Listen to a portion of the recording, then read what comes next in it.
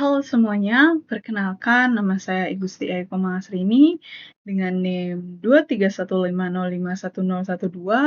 Saya dari Program Studi Pendidikan Teknik Informatika. Pada kesempatan kali ini, saya akan menyampaikan refleksi terkait pembelajaran pada mata kuliah pendidikan anak berkebutuhan khusus yang diampu oleh Bapak Wayan Eka Pramarta SPD MPD.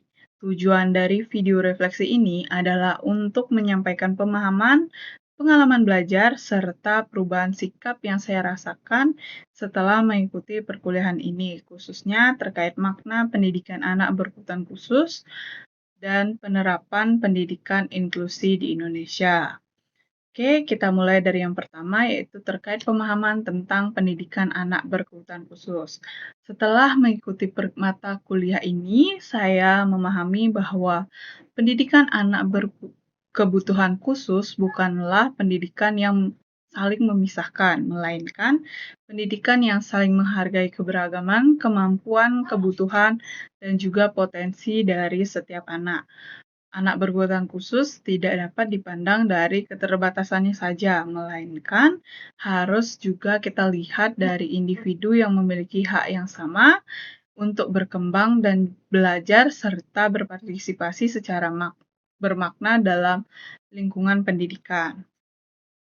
Pendidikan anak berkebutuhan khusus menuntut guru lebih peka, empati, dan juga fleksibel dalam merancang pembelajaran, sehingga setiap anak merasa diterima dan juga dihargai.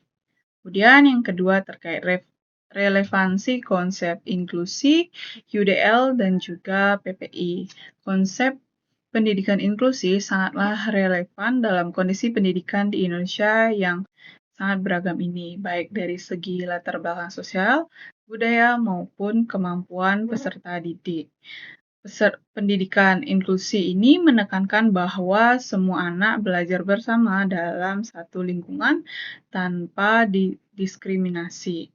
Kemudian pendekatan Universal Design for Learning atau UDL membantu guru merancang pembelajaran yang lebih fleksibel sejak awal dengan menyediakan berbagai cara penyampaian materi dan cara penyampaian siswa mengapresiasikan pemahamannya serta strategi untuk meningkatkan keterlibatan siswa dalam belajar. Sementara itu, program pembelajaran individual atau PPI menjadi satu solusi konkret untuk memenuhi kebutuhan spesifik anak berkebutuhan khusus, di mana PPI memungkinkan guru menyesuaikan tujuan, metode, dan juga evaluasi pembelajaran sesuai dengan kemampuan dan perkembangan masing-masing siswanya.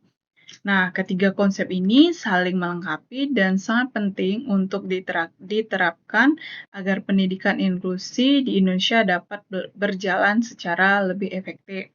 Kemudian yang ketiga yaitu terkait tantangan dan juga peluang pendidikan inklusi di Indonesia. Dalam penerapannya, pendidikan inklusi di sekolah di Indonesia ini masih menghadapi berbagai tantangan seperti keterbatasan pemahaman guru tentang anak berkebutuhan khusus, kemudian kurangnya pelatihan khusus guru, kemudian keterbatasan sarana dan juga prasarana, dan yang terakhir yaitu stigma di lingkungan sekitar yang di Indonesia ini kebanyakan masih belum baik. Kemudian, namun di balik tantangan-tantangan tersebut terdapat peluang besar, terutama dengan adanya kebijakan pemerintah tentang sekolah inklusi, perkembangan teknologi pendidikan, serta meningkatnya kesadaran masyarakat akan pentingnya pendidikan yang adil dan juga setara. Dengan dukungan pelatihan berkelanjutan dan kolaborasi antar guru, orang tua, serta tenaga profesional, pendidikan inklusi memiliki potensi besar untuk berkembang di Indonesia. Contoh nyata dari gagasan inovatif ini yaitu contohnya penerapan kelas inklusi yang dilakukan oleh guru antara lain seperti penggunaan media pembelajaran visual dan audiovisual, Kemudian pembelajaran berbasis proyek serta pengelompokan siswa yang dilakukan secara fleksibel. Selain itu, guru juga menerapkan asesmen diagnostik sederhana untuk memahami kebutuhan siswa serta memanfaatkan teknologi seperti video interaktif, aplikasi belajar, dan permainan edukatif agar pembelajaran lebih menarik dan inklusif. Kolaborasi antara guru dan pendamping khusus juga menjadi inovasi penting dalam mendukung keberhasilan pembelajaran di kelas inklusi. Nilai dan perubahan sikap yang saya rasakan setelah mempelajari mata kuliah ini, itu saya mengalami perubahan sikap yang cukup signifikan, terutama dalam hal empati, kesabaran, dan juga cara pandang saya. Saya menyadari bahwa setiap anak memiliki cara belajar yang unik dan tugas dari pendidik adalah menyesuaikan pembelajaran, bukan memaksakan anak untuk menyesuaikan ke sistem pembelajaran yang diterapkan. Melalui mata kuliah ini juga saya menumbuhkan kesadaran saya akan pentingnya keadilan dalam pendidikan, bukan sekedar kesamaan perlakuan. Baik, sebagai kesimpulan pembelajaran paling berharga yang saya peroleh dari mata kuliah ini adalah pemahaman bahwa pendidikan yang baik adalah pendidikan yang memanusiakan manusia, menghargai perbedaan, dan memberikan kesempatan yang adil bagi semua anak.